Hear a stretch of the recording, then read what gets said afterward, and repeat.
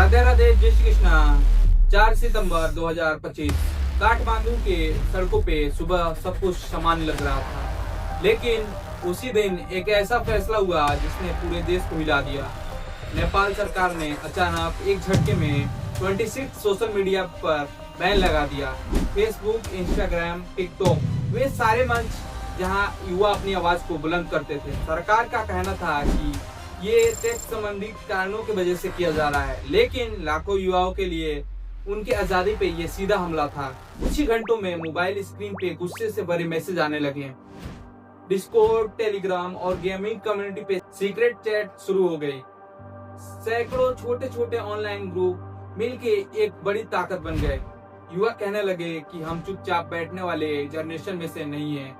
और फिर आया 8 सितंबर 2025। काठमांडू की हवा में एक अजीब सी तनाव था। काठमांडू के माहौल में तनाव और गहराता जा रहा था। मेठीगढ़, रत्नापार जैसे इलाकों में अचानक हजारों जेन जी युवाओं की भीड़ उमड़ पड़ी। किसी के हाथों में बैनर थे तो किसी के चेहरे पे गुस्सा, और कुछ के पास तो वन पीस का एस्ट्रोड झंडा भी लहरा रहा था। ये विरोध सिर्फ राजनीतिक का नहीं था, बल्कि एक तरह का सांस्कृतिक बगावत हो चुका था। सरकार ने इस लहर को रोकने के लिए पुलिस की लाठियां, आंसू गैस और फिर आखिरकार गोलियां। भीड़ और सुरक्षा के बीच एक टकराव चालू हो गया। सरकारी इमारतें को जला दिए गए और जेलों पे हमले कर दिए गए। सिर्फ 5 दिनों के भीतर हालात इतने बिगड़ गए कि प्रधानमंत्री केपी शर्मा ओली को 9 सितंबर 2025 को इस्तीफा देना पड़ा। कर्फ्यू और आम लोगों की मौजूदगी के बावजूद भी ये साफ हो चुका था कि नेपाल की सड़कों पे नई पीढ़ी की क्रांति जन्म ले चुकी है। 8 सितंबर की रात ने काठमांडू का चेहरा बदल दिया। सिर्फ राजधानी ही नहीं, बल्कि पोखरा, विराटनगर और धाराग जैसे शहरों में युवा सड़कों पे उतर आए। सरकार ने तुरंत कर्फ्यू लगाया, इंटरनेट बंद कर दिए, लेकिन डिजिटल एज के जेन जी ने उसके लिए कोई बड़ी बात नहीं थी। वीपीएन और सीक्रेट सर्विस के जरिए उन्होंने अपनी प्लानिंग को जारी रखा। 9 सितंबर 2025 के सुबह संसद भवन के बाहर माहौल बहुत ज्यादा गर्म हो चुका था। प्रदर्शनकारी नारे लगा रहे थे, freedom from corruption, no more nepotism. कई जगह इतनी ज्यादा हिंसक भीड़ हो गई कि सरकारी दफ्तरों और रूलिंग पार्टी के कार्यालयों में आग लगा दी गई। पुलिस चौकियों पे हमले कर दिए गए। जेल पे धावा बोलकर कैदियों को छुड़ाने की कोशिश की गई। और देश का गेटवे त्रिभुवन हवाई अड्डा सेना ने पूरी तरीके से अपने नियंत्रण में ले लिया। सरकार के लिए हालात अब काबू से बाहर हो चुके थे। मौतों और घायलों का जो रेशो था वो तेजी से बढ़ने लगा। आधिकारिक रिपोर्ट्स के मुताबिक 51 लोग मारे गए और 1300 से ज्यादा लोग घायल हो चुके। लेकिन स्वतंत्रता स्रोतों का कहना था कि ये संख्या और भी ज्यादा है। उस दिन इतिहास ने करवट ली। प्रधानमंत्री केपी शर्मा ओली ने इस्तीफा दे दिया। कुछ ही घंटों में अंतरिम प्रधानमंत्री के रूप में सुशीला कार्को, जो नेपाल की पहली चीफ जस्टिस रह चुकी थी, उन्हें नियुक्त किया गया। लेकिन सवाल ये था, क्या सिर्फ इस्तीफा इस पीढ़ी के गुस्से को शांत कर पाएगा, या फिर ये कोई एक लंबी लड़ाई की शुरुआत? प्रधानमंत्री केपी शर्मा ओली का इस्तीफा एक टर्निंग पॉइंट था, लेकिन क्या हालात सामान्य हो गए इसके बाद? जवाब था नहीं। सड़कें कुछ दिनों के लिए शांत जरूर हो गई, लेकिन लोगों का सवाल और गुस्सा अभी भी चालू था। जेनजी प्रोटेस्टेंट ने साफ कहा कि ये सिर्फ कोई एक व्यक्ति का इस्तीफा का मांग नहीं है, बल्कि पूरे सिस्टम का बदलाव होना चाहिए।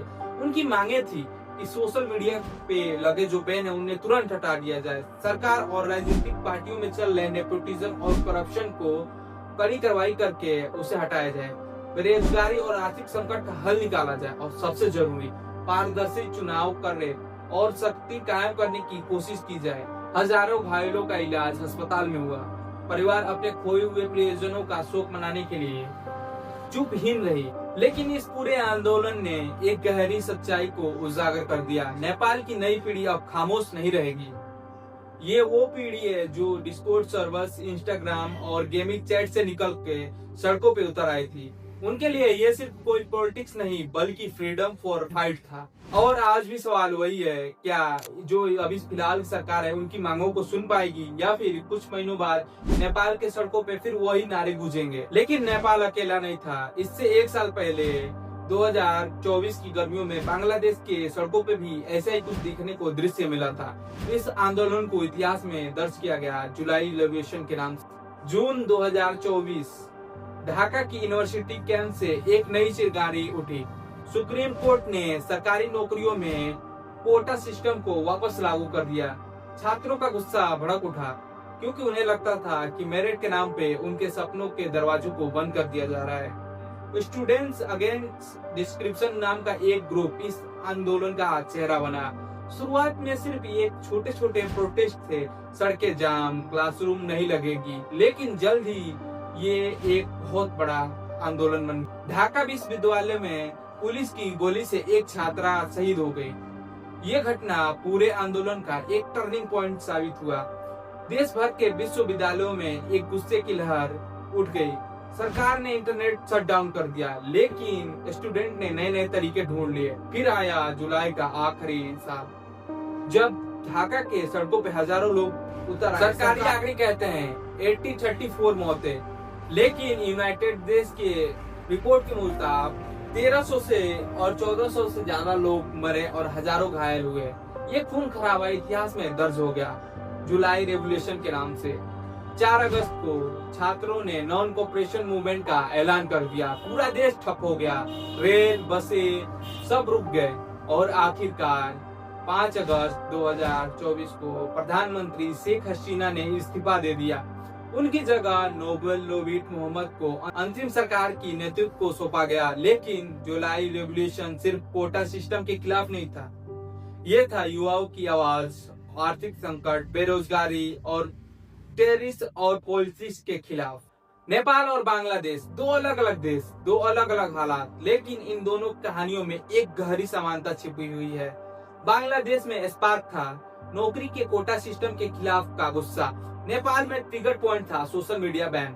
लेकिन असली जंग दोनों की एक ही थी, भ्रष्टाचार, बेरोजगारी, एक ऐसी सत्ता जिसपे युवा भरोसा कर सके। दोनों जगह लीडरशिप ने आंदोलन को दबाने की कोशिश की और इंटरनेट शट डाउन किया, लेकिन नतीजा उसका उल्टा हुआ। लाखों स्टूडेंट्स और जेन जी सड़क पर उतर आए। बांग्लादेश में शेख हसीना को सत्ता छोड़नी पड़ी। नेपाल में केपी ओली शर्मा को इस्तीफा देना पड़ा।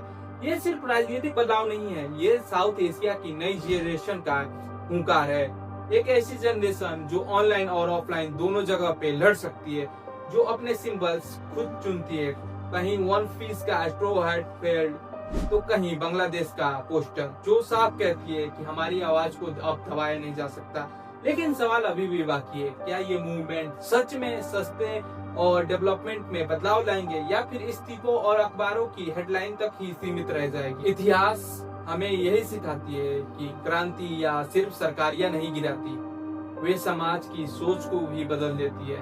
नेपाल और बांग्लादेश की ये कहानियां हमें ये दिखाती है कि जब युवा उठते हैं तो साउथ एशिया का भविष्य बदल जाता है। ये नई पीढ़ी अब खामोश नहीं है। ये जनरेशन ऑनलाइन और ऑफलाइन दोनों जगह पे लड़ाई लड़ सकती है। ये अपने सिंबल्स खुद चूज करती है, अपने हीरोज खुद चूज करती है और अपनी आवाज खुद बुलंद करती है।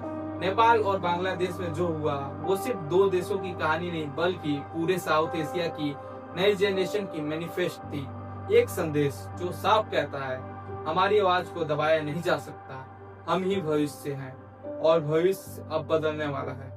अब इन्हीं दोनों कहानी से एक इंडिया में भी टर्निंग पॉइंट आ गया कि यहाँ के युवा जग गए हैं और इंडिया के कब जगेंगे, तो उनको बता दीजिए कि इंडिया के युवा जगे हुए हैं, क्योंकि जिस देशों में क्रांति हुई वहाँ पे मांग की जा रही है हमें कौन सी गवर्नमेंट चाहिए, ये तो सबको पता है। तो अब इंडिया के युवा को जगाने की कोई जरूरत नहीं है। इंडिया के युवा खुद कैपेबल है कि वो डिसाइड करे उन्हें क्या करना है क्या नहीं करना है। आप उन्हें आकर ज्ञान ना दीजिए। तब तक के लिए राधे राधे, जय श्री कृष्णा।